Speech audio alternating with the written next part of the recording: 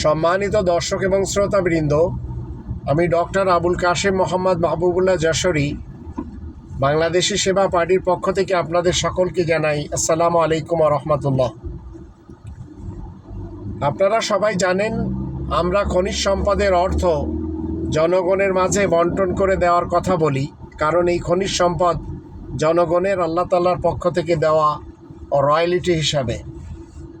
তবে যারা অতীতে ব্রিটিশদের গোলাম ছিল, যারা রাজা মহারাজাদের গোলাম ছিল, যারা আজ আমাদের দেশের সামান্য কিছু গাদ্দারদের গোলাম, এরা কখনো আমার সাথে আসবে না। এরা জীবনকে মনে করে চলেছে খেতে হবে, ঘুমাতে হবে, সন্তান পয়দা করতে হবে, সেই সন্তানেরা কষ্ট পাক, তাতেও এদের কোনো সমস্যা নেই। কিন্তু গোলামির জিনজির এরা নিজেদের গলা থেকে নামাতে চায় না। যারা নামাতে চায় তারা আমার সাথে দিবে, বাংলাদেশি সেবা পার্টির সাথে দিবে। বাংলাদেশি সেবা পার্টি শরিয়া আইনে বিশ্বাসী।